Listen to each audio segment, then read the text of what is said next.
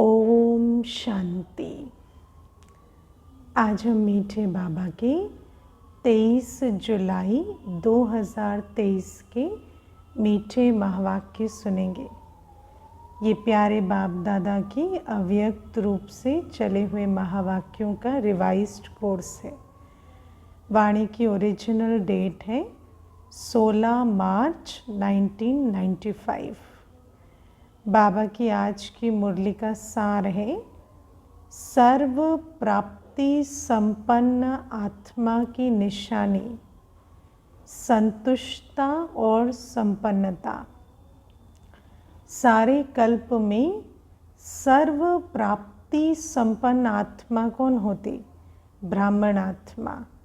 ब्राह्मण आत्मा में ब्राह्मण आत्मा जिसकी झोली स्वयं सर्व प्राप्तियों के सागर शिव बाबा भरते हैं।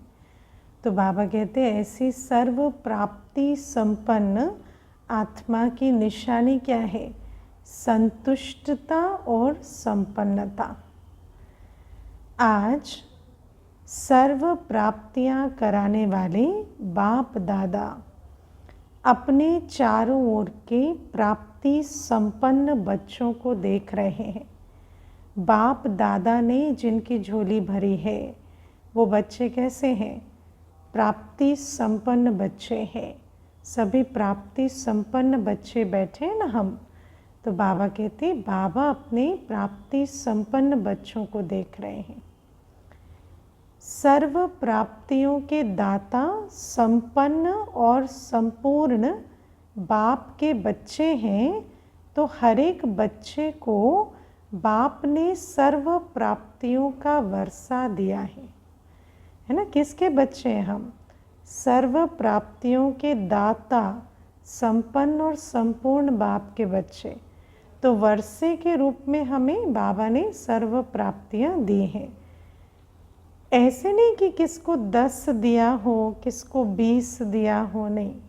हम बाबा के बच्चे बने तो बाबा ने हमें सर्व प्राप्तियां दी ही हैं। सभी बच्चों को सर्व प्राप्तियों का अधिकार दिया है। सभी बच्चों को सर्व प्राप्तियों का अधिकार दिया है। सभी बच्चे फुल वर्षे के अधिकारी हैं। तो बाप दादा देख रहे हैं कि हर एक अधिकारी बच्चों ने अपने में प्राप्तियों का अधिकार कितना प्राप्त किया है ना। ये गुह्य राज तो सबको समझ आ गया है ना कि बाबा देने वाला है और हम बच्चों को लेना होता है, प्राप्त करना होता है। तो बाबा कहते मैंने तो सर्व बच्चों को फुल अधिकार, सर्व प्राप्तियां दी, लेकिन बच्चों ने कितना प्राप्त किया है वो बाबा आज देख रहे हैं। बाप ने सर्व दिया है। बाप को सर्व शक्तिवान व संपन्न सागर कहते हैं। लेकिन बच्चों ने उन प्राप्तियों को कहाँ तक अपना बनाया है? बाबा की प्राप्तियों को अपना कैसे बनाते हैं? जब उनके धारणा स्वरूप बनते हैं। बाबा ने जो ज्ञान, गुण, शक्तियाँ, अनुभव, वरदान सब कुछ दिए, उन खजानों को जब धारण करें, उनका स्वरूप बने, तो इसका मतलब खजाने को अपना बना लिया। बाप का दिया हुआ वर्षा जब अपना बना लेते हैं तो जितना अपना बनाते हैं उतना नशा और खुशी रहती है कि मेरा खजाना है ना। और जिसका खजाना भरपूर हो उसको कैसा होगा? नशा और खुशी रहेगी ना, मेरा खजाना है। बाप का दिया हुआ वर्षा जब अपना बना लेते हैं तो जितना अपना बनाते हैं उतना नशा और खुशी रहती है। तो ऐसा नशा और खुशी नज़र आता है जैसे बाप का खजाना अपना बनाया हो। बाप तो सागर है, तो मास्टर सागर का नशा और खुशी, वो झलक और फलक रहती है। दिया बाप ने है लेकिन अपने में धारण कर अपना बना लिया। तो मुख्य बात है धारणा की।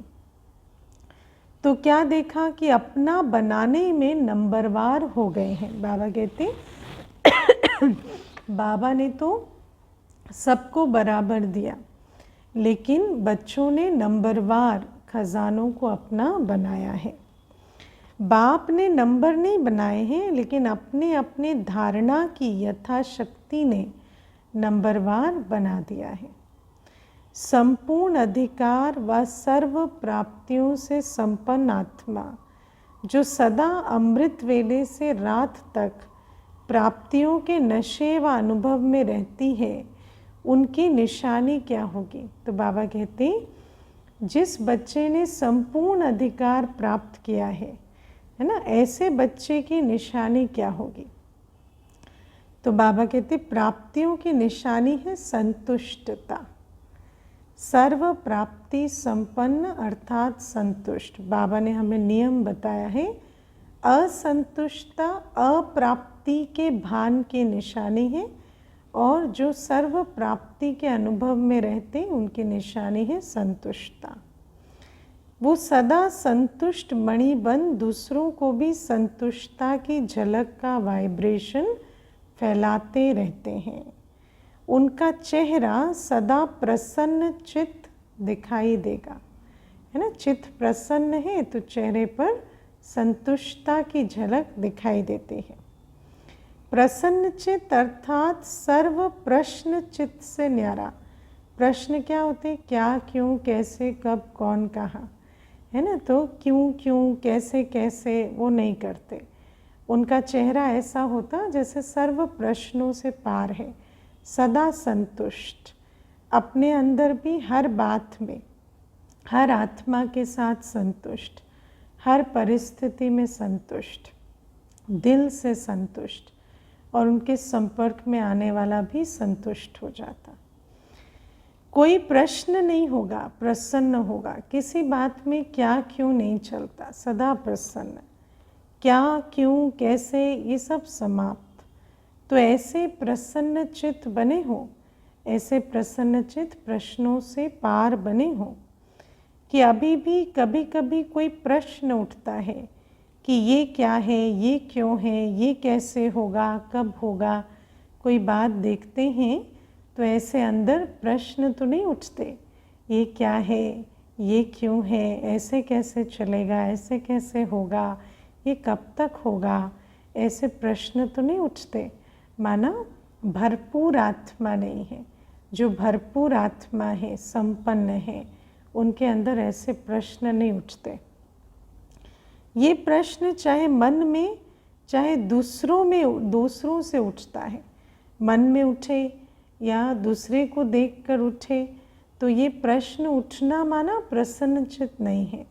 और प्रसन्नचित्त क्यों नहीं है? क्योंकि अप्राप्ति है, बाप के खजानों को धारण नहीं किया। प्रश्नचित्त हो या प्रसन्नचित्त हो, बहुत सिंपल सा सवाल है, बताओ कौन से हो? प्रश्नचित्त हो या प्रसन्नचित्त हो? या कभी प्रश्नचित्त और कभी प्रसन्नचित्त? क्या है? वैसे तो गायन है, अप्राप्त नहीं कोई वस्तु ब्राह्मणों के खजाने में। ये किसका, किन ब्राह्मणों का गायन है? ये याद है ना कि ये हम ब्राह्मणों का गायन है, कि दुनिया के कुख वंशावली ब्राह्मणों का गायन है। तो अप्राप्त नहीं कोई वस्तु ब्राह्मणों के खजाने में, ये हम ब्राह्मण बच्चों का गायन है। आपका है या दूसरे आने वाले हैं?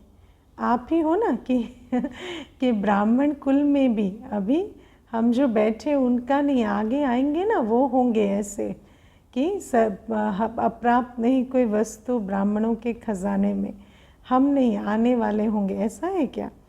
तो बाबा कहते आप ही हो। तो जब कोई अप्राप्ति होती है ना, अप्राप्ति ही असंतुष्टता का कारण है।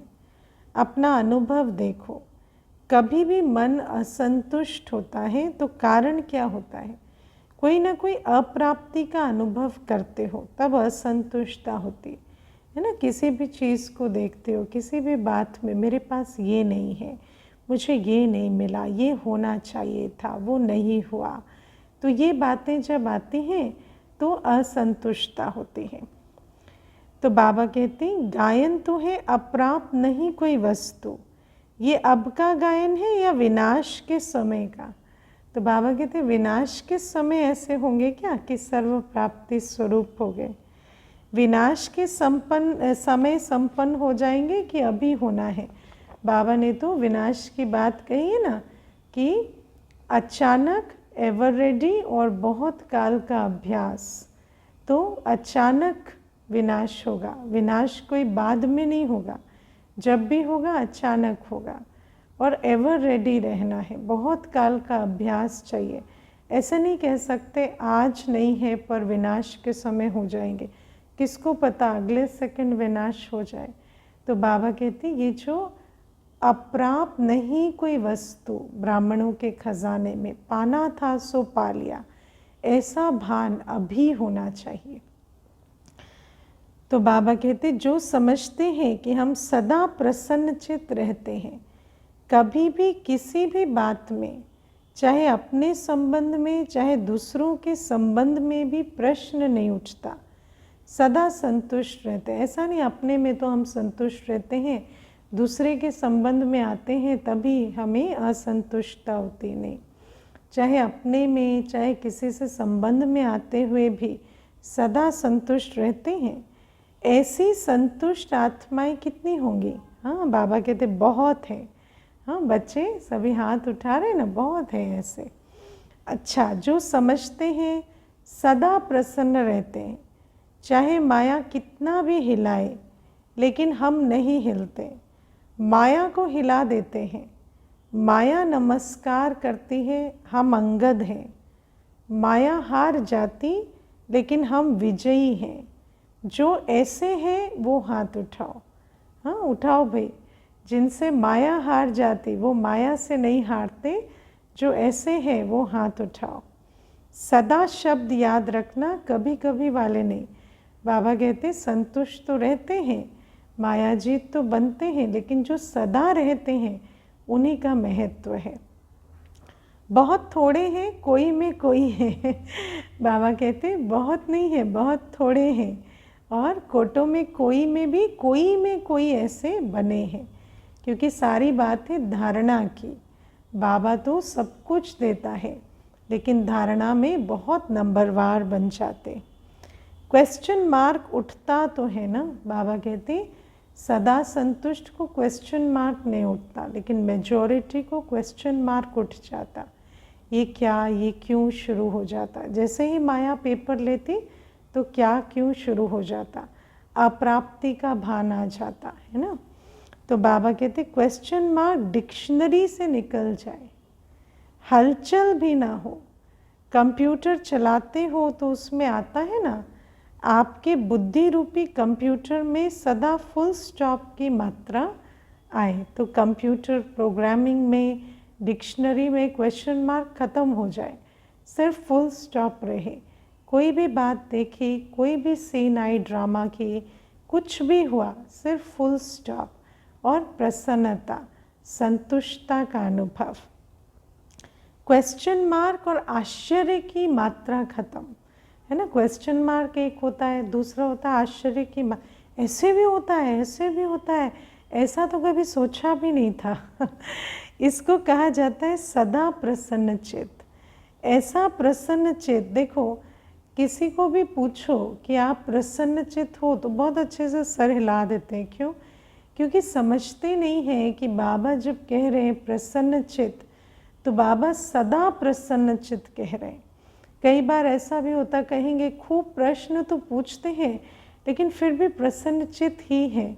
तो बाबा कहते नहीं, ऐसी आत्मा का आंतरिक अनुभव संतुष्टता का या प्राप्ति स्वरूप का नहीं होता। तो प्रसन्न चित्त अर्थात प्रश्नों से बिल्कुल परे, हर सेकंड हर सीन में फुल स्टॉप लगाने वाले, ना क्वेश्चन मार्क ना आश्चर्य की मात्रा। तो ये है प्रसन्न चित्त की परिभाषा। अब चेक करना है प्रसन्न चित्त है। तो बाबा कहते कि इसको कहा जाता है सदा प्रसन्न चित्त। ऐसा प्रसन्न चित्त औरों का भी क्वेश्चन मार्क खत्म कर देता है। ऐसे प्रसन्न चित्त बच्चों को देखना, अन्यों के भी क्वेश्चन मार्क खत्म हो जाते है ना। क्योंकि वृत्ति से वायुमंडल बनता है और उस वायुमंडल में जो आते हैं ना, उनकी भी वृत्ति परिवर्तन हो जाती। नहीं तो स्वयं में अगर क्वेश्चन मार्क है तो कोई भी बात सुनेंगे, देखेंगे, कहेंगे हाँ ये तो होना नहीं चाहिए लेकिन होता है, मैं भी समझती हूँ होना नहीं चाहिए, मिक्स हो जाएंगे, है ना। तो भले स्वयं से क्वेश्चन मार्क नहीं लगाएंगे, लेकिन अगर कोई और प्रश्न और कोई कह देगा ये तो होना नहीं चाहिए, तो उसमें अपनी भावना मिक्स हो जाएगी। उसके प्रश्न को अंडरलाइन कर देंगे, है ना। बाबा की श्रीमत को नहीं, उसके प्रश्न को। हाँ देखो बाबा कहता है फुल स्टॉप लगाओ, लेकिन ये बात कोई ठीक थोड़ी है, देखो सभी निंदा कर रहे हैं, ऐसी बात तो होनी नहीं चाहिए थी। तो वहाँ पर भी क्या होगा कि अंडरलाइन कर देंगे दूसरों के प्रश्न को, क्योंकि इतनी धारणा मजबूत नहीं है ना, तो प्रभावित हो जाएंगे। टेका तो दे दिया ना कि हाँ ये ठीक नहीं है लेकिन होता है ना। कई बार ऐसे कह देंगे स्वीकार तो करना ही पड़ता है लेकिन है नहीं ठीक, है ना। तो प्रसन्न चित्त उसको नहीं किया, लेकिन और ही प्रश्न को बढ़ा लिया, है ना। उसने आप पर प्रभाव डाल दिया, उसका प्रश्न आपका प्रश्न बन गया, उसको प्रसन्न चित्त करके छोड़े, ऐसा नहीं किया। एडिशन हो गई, है ना, उसके प्रश्न में आपका भी प्रश्न मिल गया। वैसे एक का क्वेश्चन था, अभी 2 का हो गया, 2 से 4 का हो जाएगा। तो प्रसन्न चित्त वाइब्रेशन के बजाय, बाबा कहते तो प्रसन्न चित्त वाइब्रेशन के बजाय प्रश्न चित्त का वाइब्रेशन जल्दी फैलता है ना। देखा, बाबा तो सब कुछ देख कर बताते ना, तो बाबा ने यही देखा कि एक का प्रश्न चित्त दूसरे को भी प्रश्न चित्त बना रहा है। एक बच्चा प्रसन्न चित्त का वाइब्रेशन फैला नहीं रहा, लेकिन जो प्रश्न चित्त वाले हैं वो खूब अपना वाइब्रेशन सब तक पहुंचा रहे हैं। एक का प्रश्न दूसरे का प्रश्न बनता, दूसरे का प्रश्न तीसरे का बनता। हाँ ऐसा है, साथ दे दिया, है ना। कहेंगे हाँ बात तो आपकी ठीक है, पर अब क्या करें, ड्रामा के फुल स्टॉप लगा दो, है ना। तो साथ तो दे दिया ना कि आपका प्रश्नचित्त होना ठीक है।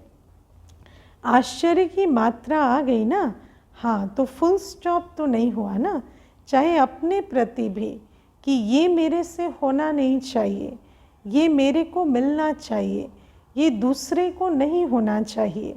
तो ये चाहिए चाहिए प्रश्नचित्त बना देता है ना। ऐसा होना चाहिए, शुड, है ना, इंग्लिश में कहते हैं should, this should be like this. तो ये जो चाहिए चाहिए है, एक होता है चाहिए चाहिए डिज़ायर वाला चाहिए चाहिए चाहिए वो चाहिए, लेकिन दूसरा होता है ऐसा नहीं होना चाहिए, वैसा नहीं होना चाहिए, मेरे साथ ऐसा नहीं होना चाहिए, उनके साथ ऐसा नहीं होना चाहिए। तो ये भी जो चाहिए चाहिए है, ये भी हमें प्रश्न चित्त बना देता है, क्योंकि फुल स्टॉप तो नहीं लगा ना, ऐसा नहीं होना चाहिए, ये प्रश्न आ गया। तो क्यों आ गया वहाँ पर, क्यों का प्रश्न आ गया, या ऐसे कैसे हो सकता है का प्रश्न आ गया। तो इसको क्या कहेंगे कि प्रसन्न चित्त नहीं है। और दादी कहते थे च की भाषा चूड़ा बना देती है ना। तो ब्राह्मण की जगह शूद्र कुल के कर्म करने लगते हैं, ये जो चाहिए चाहिए की भाषा है उससे। तो सभी का लक्ष्य क्या है, संतुष्ट और प्रसन्न चित्त। जिसका प्रसन्न चित्त होता है उसके मन बुद्धि के व्यर्थ की गति फास्ट नहीं होगी, है ना। व्यर्थ शुरू कहाँ से होता है, क्या क्यों से, है ना, ऐसे कैसे से। तो बाबा कहते हैं जो प्रसन्न चित्त रहते उनके व्यर्थ की गति फास्ट नहीं होती, क्योंकि व्यर्थ का जो स्टार्टिंग पॉइंट है प्रश्न, क्या क्यों या आश्चर्य की मात्रा, वो लगाते नहीं तो व्यर्थ की गति फास्ट नहीं होती।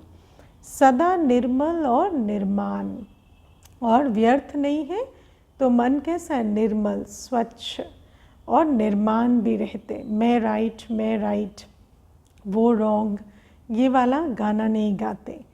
निर्माण होने के कारण सभी को अपने प्रसन्न चित्त की छाया में शीतलता देंगे, क्योंकि जो जैसा होगा वैसा अन्यों को भी अनुभव कराएगा।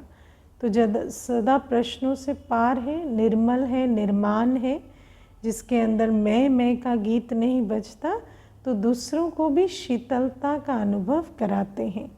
एक बात आप समझते हैं कि मैं राइट नहीं कह सकते दूसरे को आप रॉन्ग कहे बिना, है ना। तो जब मैं राइट कहते हैं, जहाँ पर मैं आता है, तो वहाँ पर फिर दूसरे के प्रति, है ना, रिजेक्शन या आप गलत हैं वो बात ज़रूर होती है। और ऐसी आत्मा की जो वाइब्रेशन होती है वो शीतलता देने वाली नहीं होती, वहाँ देहाभिमान की वाइब्रेशन होती है, निर्माण की नहीं। कैसा भी आग समान जला हुआ बहुत गर्म दिमाग का हो, लेकिन प्रसन्न चित्त के वाइब्रेशन की छाया में शीतल हो जाएगा। जो प्रसन्न चित्त होते ना, जिनके अंदर निर्मल और निर्माण अवस्था होती, जिनके अंदर देहाभिमान की अग्नि नहीं है, तो उनके सामने कैसा भी जलता हुआ, है ना, देहाभिमान की अग्नि वाला आए, क्रोध की अग्नि वाला आए, वो जैसे कि बिल्कुल शीतल हो जाएगा। कमज़ोरी क्या आती है, वैसे ठीक चलते हो, अपने रीति से अच्छे ही चलते हो, लेकिन जब संबंध संपर्क में आते हो तो दूसरे की कमज़ोरी देखते सुनते वर्णन करते प्रभाव में आ जाते हो, है ना। सारी बात है प्रभावित होने की। बाबा कहते अभी इतनी तो शक्ति आ गई है कि अपने में ठीक रहते हो, लेकिन दूसरे के संग का रंग ना लगे, अपना प्रभाव उस पर पड़े, उसका हम पर ना पड़े, इतना शक्तिशाली अपनी अवस्था को नहीं बनाया है। फिर कहते हो कि इसने किया ना इसलिए मेरे से भी हो गया, है ना, कहते भी हैं, स्वीकार भी करते हैं, उसके प्रभाव में आ गए। लेकिन बाबा कहते हैं ऐसे तो प्रभावित करने वाले आते रहेंगे, तो क्या सदा यही उलहना दोगे? धर्मराजपुरी में भी जाके ऐसे ही उलहना दोगे क्या? वो किए इसलिए हमसे हो गया, इसने कहा तभी मैंने किया, उसने 50 बारी कहा मैंने 1 बारी कहा, है ना। कहेंगे वो इतना बोल रहे थे, इतना बोल रहे थे तो कहना पड़ा।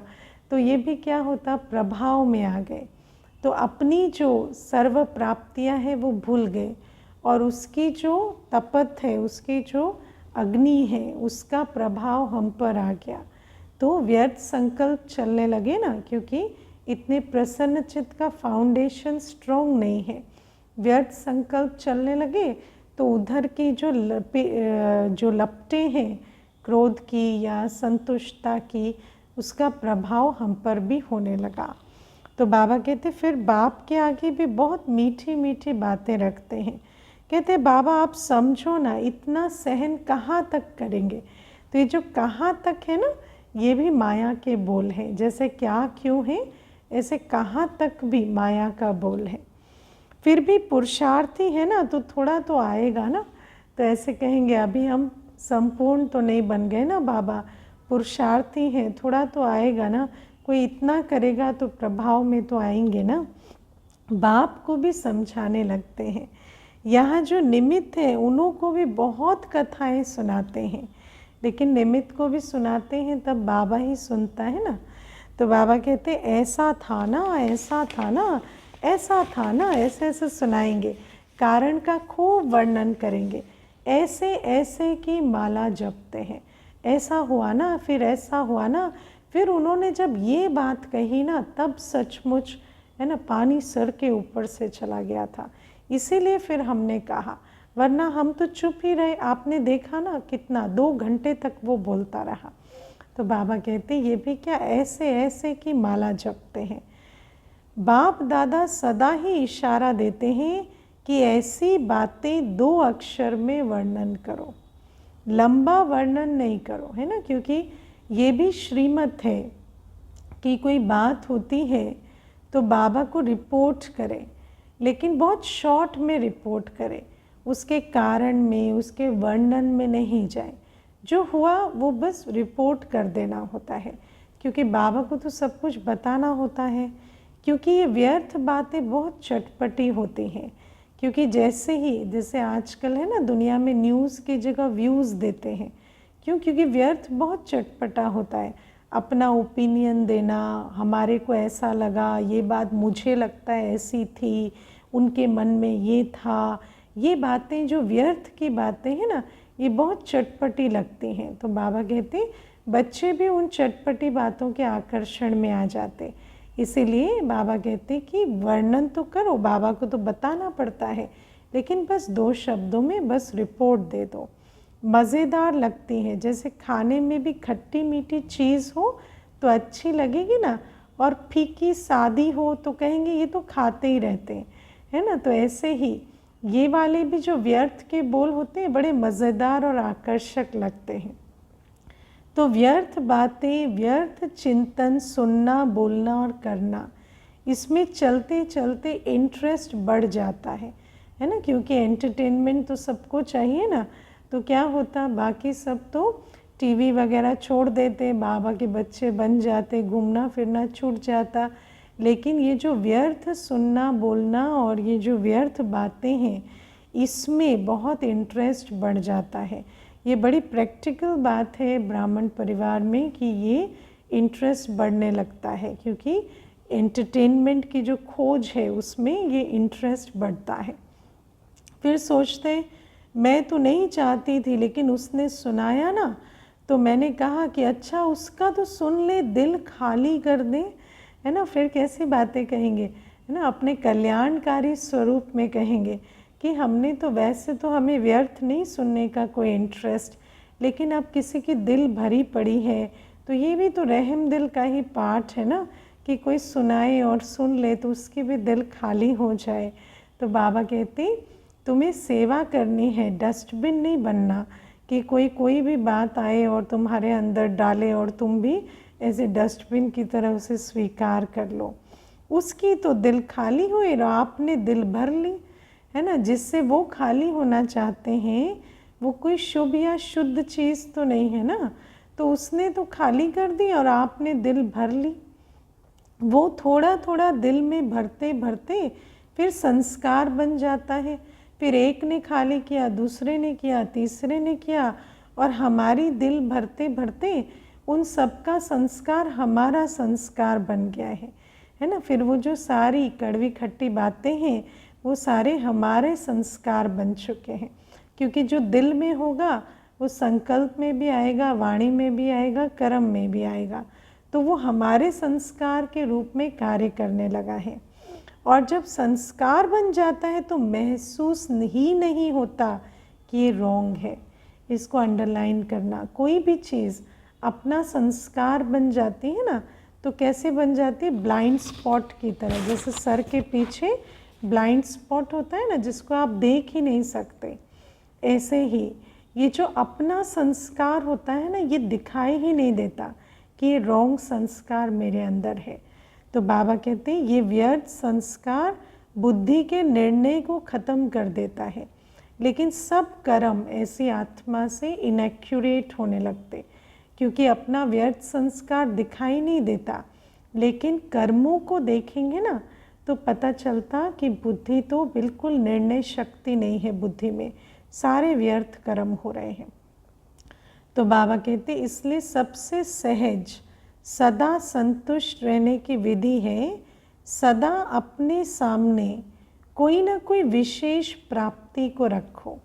अपने प्राप्ति स्वरूप को, बाबा से मुझे ये खजाना मिला, ऐसे इमर्ज रूप में किसी विशेष प्राप्ति को रखो, क्योंकि प्राप्ति भूलती नहीं है ना। तो दुनिया में भी कहते हैं ना, काउंट योर ब्लेसिंग्स। तो अपनी प्राप्तियों को सामने रखो, लेकिन वो तो विनाशी प्राप्तियों को सामने रखते हैं। लेकिन बाबा कहते हैं हम बाबा के बच्चों की झोली जिन अविनाशी प्राप्तियों से भरी है, हम उन प्राप्तियों को सामने रखें, इमर्ज रूप में रखें। ये विधि है सदा संतुष्ट रहने की। ज्ञान की पॉइंट्स भूल सकते हैं, लेकिन कोई भी प्राप्ति भूलती नहीं है ना। कोई प्राप्ति जो बाबा से हुई है वो भूलती नहीं है। बाप से क्या क्या मिला है, कितना मिला है, वैरायटी पसंद आती है ना, एक जैसा पसंद नहीं होता। और बाबा ने तो वैरायटी खजाने दिए हैं, तो उन वैरायटी में से कुछ एक रोज़ अपने सामने रखें, नया नया रखें। तो आप अपने प्राप्तियों को देखो, ज्ञान के खजाने की प्राप्ति कितनी है ना। साधु संत सन्यासी घर द्वार छोड़कर जिस ज्ञान के लिए भटक रहे हैं और उनको इतना भी नहीं मिलता, हमें बाबा ने घर बैठे, है ना, छप्पर फाड़ के वो ज्ञान का खजाना दिया। तो बाबा कहते ज्ञान की प्राप्ति को सामने रखो। योग से शक्तियों की प्राप्ति कितनी है, कितनी सारी आत्मिक शक्तियों का प्रयोग आज कर पाते हैं। पहले पता ही नहीं था कि हम इतने शक्तिशाली हैं। योग के द्वारा ये प्राप्तियां हुई। दिव्य गुणों की प्राप्तियां कितनी हैं, है ना, मधुरता, हर्षित मुक्ता, धैर्यता, सहनशीलता, पवित्रता, कितनी धारणाएं हुई दिव्य गुणों की। प्रैक्टिकल नशे में, खुशी में रहने की प्राप्तियां कितनी हैं, है ना। पहले तो सारे दिन रोते ही रहते थे, कंप्लेन करते थे, और कितना नशे खुशी की जीवन बना दी बाबा ने, चिंताओं से छुड़ा दिया। बहुत लिस्ट है ना, तो ये तो बाबा सैंपल दे रहे हैं, लिस्ट तो सबकी अपनी अपनी बहुत लंबी है। तो बाबा कहते पहले भी सुनाया था कि कभी कोई और कभी कोई गुण की प्राप्ति को सामने रखते हुए संतुष्ट रहो। बिल्कुल इमर्ज रूप में रखो, वैरायटी, कभी कोई गुण को, कोई प्राप्ति को, कभी दूसरे को। क्योंकि एक गुण भी अपनाया तो जैसे विकारों का आपस में बहुत गहरा संबंध है, तो ऐसे ही गुणों का भी संबंध है। बाबा कहते विकार भी देखो, अगर बाहर के रूप में इमर्ज रीति से क्रोध है, लेकिन आंतरिक चेक करो तो क्रोध के साथ लोभ अहंकार होता ही है ना। अगर क्रोध ऊपर से है, जैसे आजकल डॉक्टर के पास जाओ तो कहेगा बुखार ऊपर से आता है लेकिन इन्फेक्शन अंदर है, तो पूरी जैसे ना पूरी हीलिंग करनी पड़ती है। ऐसे विकारों का संबंध है, ऊपर से क्रोध नज़र आता है लेकिन अंदर से चेक करो तो लोभ भी है, अहंकार भी है, काम भी है, सब कुछ है ना। कामना नहीं है, चाहना नहीं है तो क्रोध क्यों आएगा? क्रोध तो तभी आता ना जब जो चाहते हो मिल नहीं रहा। तो बाबा कहते ऐसे ही एक भी गुण को इमर्ज रखेंगे ना तो वो भी सर्व गुणों को जैसे अपने साथ खींच लेगा। इमर्ज एक गुण, तो बाबा कहते ये सब आपस में साथी हैं। कोई इमर्ज रूप में होते हैं, कोई मर्ज रूप में होते हैं। तो गुण भी जो हैं उनों का भी आपस में संबंध है। इमर्ज एक गुण को रखो लेकिन दूसरे गुण भी उनके साथ ही मर्ज रूप में होते हैं, है ना। क्योंकि देखो जैसे इमर्ज रखेंगे रहम दिली को, तो रहम दिली के साथ साक्षी भाव तो चाहिए, रहम दिली के साथ, है ना, फॉरगिवनेस भी चाहिए, रहम दिली के साथ ड्रामा का ज्ञान, फुल स्टॉप लगाना भी चाहिए। तो बाबा कहते कि हर चीज़ इमर्ज रूप में एक गुण दिखाई देगा लेकिन मर्ज रूप में सब गुण साथ होते, तभी इमर्ज रूप में एक गुण दिखाई देता। तो रोज़ कोई ना कोई प्राप्ति स्वरूप का अनुभव अवश्य करो। अगर प्राप्ति इमर्ज रूप में होगी तो प्राप्ति के आगे अप्राप्ति खत्म हो जाएगी और सदा संतुष्ट रहेंगे। जैसे अंधेरा खत्म हो जाता जब लाइट जलती, तो प्राप्ति स्वरूप को इमर्ज रखने से अप्राप्ति की भावना खत्म हो जाती, और अप्राप्ति नहीं तो असंतुष्टता नहीं, संतुष्ट रहेंगे। वैसे भी देखो दुनिया में भी मुख्य प्राप्ति सभी क्या चाहते हैं? हर एक चाहता है कि अपना नाम अच्छा हो, दूसरा मान और तीसरा शान, है ना। तीन चीज़ें हर कोई चाहता है, नाम, मान और शान, है ना। तो ये सर्व प्राप्तियाँ तीन छत्र के नीचे गिने जाते हैं। किसी के पास नाम, मान और शान तीनों हैं तो कहेंगे इनके पास सब कुछ है। तो अब देखते हैं कि हम बच्चे सचमुच सर्व प्राप्ति स्वरूप हैं कि नहीं। नाम, मान और शान ये प्राप्त करना चाहते हैं। आप भी क्या चाहते हो? आप भी तो यही चाहते हो ना, हद का नहीं, बेहद का। अभी तो हमें अविनाशी और विनाशी का अंतर मालूम पड़ गया ना, तो अब हम हद का नाम मान शान नहीं चाहते, अब तो हम चाहते बेहद का नाम मान शान। तो बाबा कहते तो दुनिया वाले तो हद के नाम के पिछाड़ी दौड़ते हैं, और आपका नाम विश्व में जितना ऊंचा है उतना और किसका है। और बाबा ने उस दिन कहा ना, मैं हर एक मददगार बच्चे को जानता हूँ। तो सोचो हमारा कितना ऊंचा नाम है, जो ऊंचे ते ऊंचा बाबा हमें जानता है। तो बाबा कहते ऐसा नाम किसी का है जो स्वयं भगवान उसको जानता हो। तो आप अपने नाम को देखो, सबसे नाम की विशेषता ये है कि आपका नाम कौन जपता है। स्वयं भगवान आपका नाम जपता है। सोचो, है ना, दुनिया में लोग भगवान का नाम जपते हैं तो भी अपने को भाग्यवान समझते हैं, और भगवान हमारा नाम जपता है ना, क्योंकि जो सर्विसेबल मददगार बच्चे हैं, बाबा को तो हर घड़ी उन्हीं का नाम सूझता है, हर संकल्प उनके प्रति जाता है कि ये सेवा ये बच्चे संभालेंगे, ये मेरा राइट हैंड बच्चा ये करेगा। तो बाबा कहते भगवान जिसका नाम जपता है उसका नाम कितना ऊंचा है। तो इससे बड़ा नाम क्या होगा। आपके नाम से अभी लास्ट जन्म में भी अनेक आत्माएं अपना शरीर निर्वाह चला रही हैं, क्योंकि हमारा नाम क्या है, ब्राह्मण। और आज तो जिन ब्राह्मणों में, कुक वंशावली ब्राह्मणों में कोई भी धारणा नहीं, वो भी अपना शरीर निर्वाह सिर्फ हमारे नाम से चला रहे हैं। आप ब्राह्मण हो ना, तो ब्राह्मणों के नाम से आज भी नामधारी ब्राह्मण कितना कमा रहे हैं।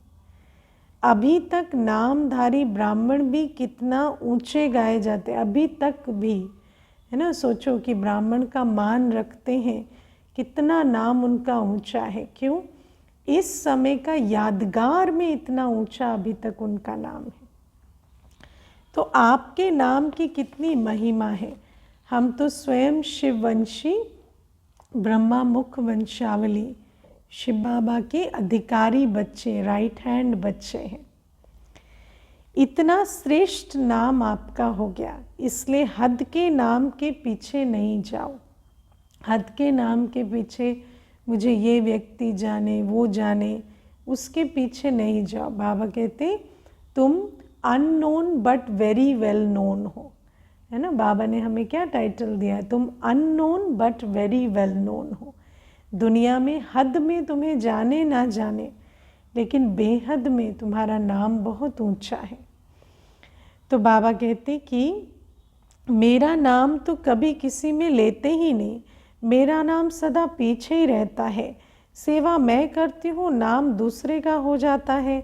तो हद के नाम के पीछे नहीं जाओ, है ना। हद में सेवा में नाम हो, मेरा नाम स्टेज पर लिया जाए, मेरा नाम फलानी लिस्ट में आए, मुझे ये पोजीशन, ये टाइटल मिले, है ना। ब्राह्मण जन्म में भी इन चक्करों में हद के नाम में चले जाते हैं। तो बाबा कहते ऐसे नाम के पीछे नहीं जाओ। तो बाबा कहते कि बाप के दिल में आपका नाम सदा ही श्रेष्ठ है। जब बाप के दिल में नाम हो गया तो कोई सेवा में या कोई प्रोग्राम में या कोई भी बातों में आपका नाम नहीं भी आया तो क्या हर्जा है, बाप के पास तो है ना। जैसे भक्ति मार्ग में हनुमान का चित्र दिखाते हैं ना, तो उसके दिल में क्या था, राम था, है ना। तो हनुमान के दिल में राम और श्री राम के दिल में हनुमान थे। तो बाबा कहते कोई नारायण नारायण सारे दिन जपने वाला नारद नहीं, लेकिन हनुमान बनो, जिसका दिल का स्नेह है, जो दिल में जानता है मैं बाबा का, बाबा मेरा। किसी भी नाम के पीछे भागने वाले नहीं बनो। तो बाबा कहते कि तो हनुमान के दिल में दिखाते हैं ना। तो बाबा कहते हैं बाप के दिल में क्या है, बच्चे। तो बच्चों में आप हो या नहीं हो, है ना। बच्चा माना आज्ञाकारी, जो सदा आज्ञाकारी है, जो सदा राइट हैंड है, जो सगा बच्चा है, जो बाप पर बलिहार जाने वाला बच्चा है। ऐसा बच्चा बने हैं कि नहीं, कि बच्चे कहलाते हैं पर बच्चे के गुण नहीं हैं। तो बाप के दिल में बच्चे रहते, बाबा कहते ना बच्चे बनने वाले बच जाते, तो बच्चे बने हैं यथार्थ रूपेण। तो बाबा कहते तो सभी का नाम है, देखा है पक्का, कभी मिस हो गया हो तो आप सभी का नाम है। तो और नाम के पीछे क्यों पड़ते हो, इतना नाम काफ़ी नहीं क्या? क्योंकि मेजॉरिटी यही नाम मान शान गिराता भी है और यही नाम मान शान नशा भी चढ़ाता है। जब हम बेहद के नाम मान शान में रहते, मैं कौन, मैं किसका, तो फिर वही नाम मान शान हमें ऊंचा चढ़ाता और हद के नाम मान शान हमें गिराता है। तो प्राप्ति के रूप में देखो, अगर मानो कोई कारण से आपका नाम गुप्त है और आप समझते हो कि मेरा नाम होना चाहिए, यथार्थ है, फिर भी अगर किसी आत्मा से हिसाब किताब के कारण या उसके संस्कार के कारण आपका नाम नहीं होता है, मानो किसी के अंदर पीछे रखने का संस्कार है, तो वो आपका नाम आगे नहीं रखता। आप राइट हो, वो रॉन्ग हो, बाबा कहते ये भी मान लो, फिर भी उसका नाम होता है, आपका नहीं, तो भी विजय माला में आपका नाम निश्चित है ना। मान लो, देखो कलयुग जो है, कलयुग अंत में न्याय नहीं होता है ना, राइट दिखे ज़रूरी नहीं, लेकिन बाबा कहते भगवान का न्याय तो अटल है ना। तो जब विजय माला बनेगी तो कोई किसी को धक्का मार के आगे पीछे नहीं कर सकेगा, उसमें तो नाम निश्चित है। इसलिए इसकी भी परवाह नहीं करो। इस रूप में माया ज़्यादा आती है ना, हमें पीछे ढकेल दिया, हमारे साथ ऐसे करते हैं, फिर दुख उठाएंगे, फिर बाबा का नाम ही बदनाम कर देंगे। क्योंकि जब दुखी होते तो बाबा ने कहा ना, दुख लेते लेते संस्कार बन जाएगा, पता भी नहीं चलेगा कि हमारे कर्म ही श्रेष्ठ नहीं रहे। इसलिए अभी गलती से नाम मिस हो भी गया, कोई हर्जा नहीं, लेकिन विजय माला में आपका नाम मिस नहीं हो सकता। आप पहले आपका ही नाम होगा। तो अपने नाम की महिमा याद रखो कि मेरा नाम बाप के दिल पर है, विजय माला में है, अंत तक मेरा नाम सेवा कर रहा है। मैं ही वो ब्राह्मण हूँ जिसके नाम से आज भी देहधारी ब्राह्मण, नामधारी ब्राह्मण अपनी जीवन चला रहे हैं। और आपका मान कितना है, भगवान ने भी आपको अपने से आगे रखा है, पहले बच्चे है ना। तो जिसको बाबा कहता है आफ्टर यू, है ना, पहले आप, तो फिर ऐसा मान और ऐसे मान के अधिकारी बच्चे और क्या चाहते। बाबा बच्चों को अपने से आगे रखते, तो स्वयं बाप ने मान दे दिया। कितना आपका मान है उसका प्रूफ देखो कि आपके जड़ चित्रों का भी लास्ट जन्म तक कितना मान है ना। हमारा कितना मान है जो हमारे कर्तव्यों के आधार से, चरित्रों के आधार से आज तक जड़ चित्रों का भी मान चल रहा है ना। जड़ इतने घोर कलयुग में भी जड़ चित्र का अपमान कोई कर दे तो फिर कितना उसमें रोष आ जाता है दुनिया में। क्यों? क्योंकि इतना मान हम बच्चों का है और उन चित्रों का इतना मान है, तो हमारा कितना मान है जिनको स्वयं बाबा कहता है पहले आप बच्चे। चाहे जाने नहीं जाने, लेकिन कोई भी देवी देवता का चित्र होगा तो उसके उस कितने मान से उसको देखते हैं। सबसे श्रेष्ठ मान अब तक आपके चित्रों का भी है, ये प्रूफ है। जब आपके चित्र ही इतने माननीय पूजनीय हैं तो जिसका मान रखा जाता है उसको पूजनीय माना जाता है। हमेशा कहते हैं ना ये हमारे पूजनीय है, पूज्य हैं, तो प्रैक्टिकल प्रूफ है कि आपके चित्रों का भी मान है। तो चैतन्य में भी तो चैतन्य में है तभी तो चित्रों का मान है।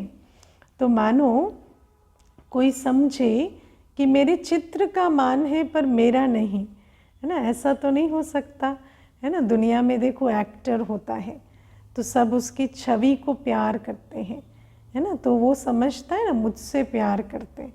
अब वो तो फिर भी मान का रूप नहीं कहेंगे, लेकिन बाबा कहते यहाँ तो तुम्हारे चित्रों के आगे नतमस्तक होते हैं। तो क्या तुम्हारे आगे नहीं रहते? वो भले जाने ना जाने कि चित्र तुम्हारा है, लेकिन तुम तो जानते हो ना।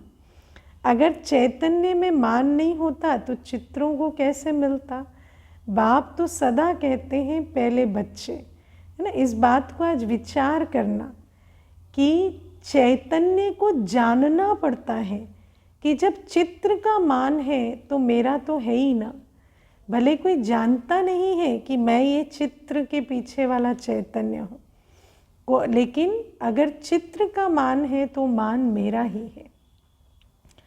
बाप तो सदा ही कहते पहले बच्चे, बच्चे ही डबल पूजे जाते। बाबा कहते हैं ना तुम्हारा पूजन दैवी स्वरूप में भी और सालिग्राम स्वरूप में भी होता। बाप का सिंगल पूजन है तो आपका मान बाप से ज़्यादा हुआ ना। हाँ, बाबा तो कितना निर्माण है ना, कहता है तुम्हारा मान मेरे से भी ज़्यादा। इतना श्रेष्ठ मान मिल गया तो जब भी कोई हद के मान की बात आए तो सोचना कि आत्माओं का मान क्या करेगा जब परमात्मा का मान मिल गया। ऐसे नहीं सोचो कि हम इतना कुछ करते हैं फिर भी मान नहीं देते, पूछते ही नहीं। ये सोचना व्यर्थ है, क्योंकि जितना आप हद के मान के पीछे दौड़ लगाएंगे ना तो ये हद की कोई भी चीज़ परछाई के समान है। परछाई के पीछे पड़ने से कभी परछाई मिलती है कि और ही आगे बढ़ती जाती है। ये समझा ना, परछाई होती है तो परछाई के आप जितना पीछे भागेंगे वो उतना ही दूर जाएगी, लेकिन मुड़ जाएंगे तो परछाई पीछे पीछे आती। हद का मान भी ऐसा ही है, मुझे पूछते नहीं, मुझे मान नहीं देते, मुझे तिरस्कार करते हैं। हर बार सोचेंगे तो और ही अपने माननीय पद से नीचे आते जाएंगे, क्योंकि जैसा स्वमान वैसा कर्म। तो बाबा कहते इसीलिए हद के मान के पीछे भागना छोड़ दो। तो ये हद का मान, हद का नाम, ये परछाई है। ये माया के धूप में दिखाई देती है लेकिन है कुछ भी नहीं, है ना। जब सूर्य चमकता है तो धूप में परछाई दिखाई देती है ना, तो माया भी ये हद के मान की परछाई के पीछे दौड़ाती है। माया की धूप हद के मान की परछाई के पीछे दौड़ाती है। तो नाम भी आपको मिल गया, मान भी आपको मिला हुआ है, और शान कितना है। अपने एक एक शान को याद करो तो किसने शान में बिठाया, है ना। बाबा कहते तुम्हारी रूहानी शान, तुम्हारे स्वमानों की लिस्ट कितनी ऊंची है। और शान की एक बात नहीं है, शान के लिए तो बाबा ने हमें कितनी पॉइंट्स दी हैं, बाप ने बिठाया है। और ऐसी रूहानी शान देने वाला भी कौन? स्वयं बाबा। बाप के दिल तख्त नशीन है। सबसे बड़े ते बड़ी शान राज्य पद है ना। तो अभी तो स्वराज्य पद मिल गया और भविष्य में विश्व राज्य पद भी मिलेगा। तो आपको तख्त ताज मिल गया है ना, जो परमात्मा के तख्त नशीन है। इससे बड़ी शान क्या है। इस समय बाबा के दिल तख्त में बैठे हैं और कल राज तख्त पर बैठेंगे। इससे बड़ी शान क्या है। कहाँ बैठे हो, कौन सी गद्दी पर? बाबा के दिल तख्त पर। इससे ऊंची कोई शान है? कभी कभी निर्णय करने में एक छोटी सी गलती कर देते हो। जो रियल शान है, रूहानी शान है, वो कभी भी अभिमान की फीलिंग नहीं देगा। बाबा ने हमें बताया ना, स्वमान से सम्मान का जन्म होता है, और जो झूठी शान है उससे अभिमान की फीलिंग आती है। तो निर्णय शक्ति रखो। जहाँ अभिमान की फीलिंग आ रही है, माना रियल शान, रूहानी शान नहीं है। तो कभी कभी क्या करते हो, होता अभिमान है, लेकिन समझते हो कि ये शान तो अपना रखना चाहिए ना, इतना शान तो रखना चाहिए ना, शान में रहना अच्छा होता है। लेकिन शान है या अभिमान है, उसको अच्छी तरह से चेक करो, है ना। चेकिंग, ये स्वमान है, रूहानी शान है कि अभिमान है। क्योंकि अगर किसी को छोटा दिखाने की, किसी को अपमान करने की या अपमान की फीलिंग की भावना अपने अंदर आती है तो इसका मतलब रूहानी शान नहीं, अभिमान है। तो बाबा कहते रूहानी शान में तो रहना ही चाहिए, लेकिन रूहानी शान है या माया अभिमान को रूहानी शान का चुन बना कर ले आई, वो परख शक्ति, निर्णय शक्ति होनी चाहिए। कभी कभी अभिमान को ही शान समझ लेते हैं और फिर निर्माण नहीं होते हैं। जहाँ रूहानी शान है ना, वहाँ बहुत निर्माण अवस्था है, वहाँ दूसरे को सम्मान देते हैं। जो निर्माण है वो दूसरे को मान देता है, लेकिन जहाँ अभिमान आ जाता वहाँ दूसरे का अपमान करते। आप अपने शान को रियल समझते हो, लेकिन दूसरे समझते हैं कि अभिमान है, तो थोड़ा भी कुछ कह देंगे तो आपको अपमान लगेगा। अपमान की फीलिंग आना माना अभिमान है। अभिमान वाले को अपमान बहुत जल्दी फील होगा। थोड़ा भी किसने हंसी में भी कुछ कह दिया तो अपमान लगेगा। ये अभिमान की निशानी है। सोचेंगे नहीं मैं तो ऐसा हूँ नहीं, ऐसे थोड़ी कहना चाहिए, फिर रॉन्ग राइट का खेल खेलेंगे। तो निर्णय ठीक करो, है ना। सीट राइट पे नहीं बैठे होंगे तो अपमान की फीलिंग का तीर आकर बार बार घायल करेगा। उस समय निर्णय में कमी कर लेते हो, यथार्थ के बजाय मिक्स होता है और आप उसको यथार्थ समझ लेते हो। तो कहने में आता है कि ये है बहुत अच्छे, है ना, फिर क्या कहेंगे सभी, ये है बहुत अच्छे, लेकिन बोलचाल, उठना बैठना जो है ना वो अभिमान का लगता है। ये भी किसी ने कहा तो अपमान की फीलिंग आ जाएगी। कोई ऐसे भी कह देगा ना कि इसका बोलना चलना अभिमान का लगता है तो भी अपमान की फीलिंग आएगी। तो स्वमान और अभिमान के अंतर को भी चेक करो। स्वमान कितना बड़ा है, शान कितनी बड़ी है, उस बेहद के नाम मान और शान को सदा इमर्ज रखो। हम ब्राह्मण बच्चों से ऊंची किसी की नाम मान शान नहीं है, लेकिन इमर्ज रखना पड़े। मर्ज नहीं, इमर्ज रखो। हाँ मालूम है, ये तो पता ही है, हम हैं ही ब्राह्मण, नहीं, इमर्ज रूप में नशा और खुशी रहे। जैसे याद में भी कभी कभी अलबेलापन आ जाता है ना, कहते हैं हम है ही बाप के, याद क्या करें। ऐसे कहेंगे हाँ है ही स्वमानधारी, अब उसको इमर्ज क्या करना है। लेकिन इमर्ज संकल्प से प्राप्ति का अनुभव होता है। ऐसे ही हर धारणा में भी अलर्ट रहो, अलबेले नहीं बनो। लेकिन क्योंकि समय समीप आ रहा है और समय समीप क्या सूचना दे रहा है, समान बनो, संपन्न बनो, है ना। एवर रेडी रहो बहुत काल के अभ्यास के साथ। तो समय की चैलेंज को देखो और सर्व प्राप्तियों से संपन्न बनो। अच्छा, चारों ओर के सदा सर्व प्राप्ति स्वरूप आत्माएं, सदा संतुष्ट, सदा प्रसन्नचित रहने वाली श्रेष्ठ आत्माएं, सदा स्वयं को श्रेष्ठ नाम मान शान के अधिकारी अनुभव करने वाली समीप आत्माएं, सदा सर्व को संतुष्टता के वाइब्रेशन की लाइट माइट देने वाले प्रसन्नचित आत्माओं को बाप दादा का याद, प्यार और नमस्ते। ऐसा बनाने वाले मीठे प्यारे बाबा को भी हम बच्चों का याद, प्यार, गुड मॉर्निंग और नमस्ते। ओम शांति। वरदान है, हर सेकंड स्वयं को भरपूर अनुभव कर सदा सेफ रहने वाले स्मृति सो समर्थ स्वरूप भव।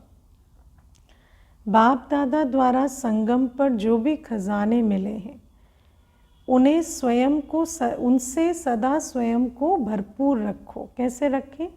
स्मृति है तो भरपूरता है। खजाने तो मिले हैं पर विस्मृत हो गए तो भरपूर नहीं है।